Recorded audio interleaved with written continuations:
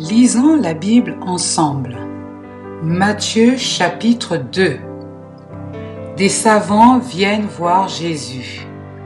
Jésus naquit à Bethléem, en Judée, à l'époque où Hérode était roi.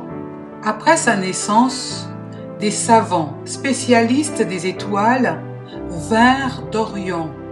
Ils arrivèrent à Jérusalem et demandèrent: Où est l'enfant qui vient de naître, le roi des Juifs? Nous avons vu son étoile paraître en Orient et nous sommes venus l'adorer.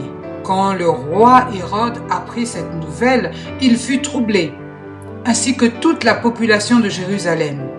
Il convoqua tous les chefs des prêtres et les maîtres de la loi et leur demanda où le Messie devait naître. Ils lui répondirent: à Bethléem, en Judée, car voici ce que le prophète a écrit. Et toi, Bethléem, au pays de Juda, tu n'es certainement pas la moindre importante des localités de Juda, car c'est de toi que viendra un chef qui conduira mon peuple, Israël. Alors Hérode convoqua secrètement les savants et s'informa auprès d'eux du moment précis où l'étoile avait apparu. Puis il les envoya à Bethléem en leur disant: allez chercher des renseignements précis sur l'enfant et quand vous l'aurez trouvé, faites-le moi savoir, afin que j'aille moi aussi l'adorer. Après avoir reçu ces instructions du roi, ils partirent.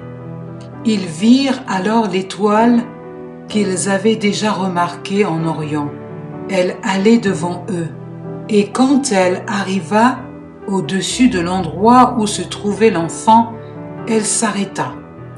Ils furent remplis d'une très grande joie en la voyant. Là, ils entrèrent dans la maison et virent l'enfant avec sa mère, Marie.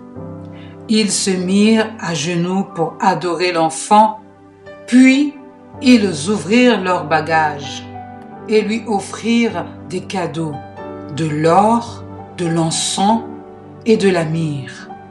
Ensuite, Dieu les avertit dans un rêve de ne pas retourner auprès d'Hérode. Ils prirent alors un autre chemin pour entrer dans leur pays. La fuite en Égypte. Quand les savants furent partis, un ange du Seigneur apparut à Joseph dans un rêve et lui dit: debout, prends avec toi l'enfant et sa mère et fuis en Égypte. Reste-y jusqu'à ce que je te dise de revenir, car Hérode va rechercher l'enfant pour le faire mourir. Joseph se leva donc, prit avec lui l'enfant et sa mère en pleine nuit et se refugia en Égypte. Il y resta jusqu'à la mort d'Hérode. Cela arriva afin que se réalise ce que le Seigneur avait dit par le prophète: j'ai appelé mon fils à sortir d'Égypte. Le massacre des enfants.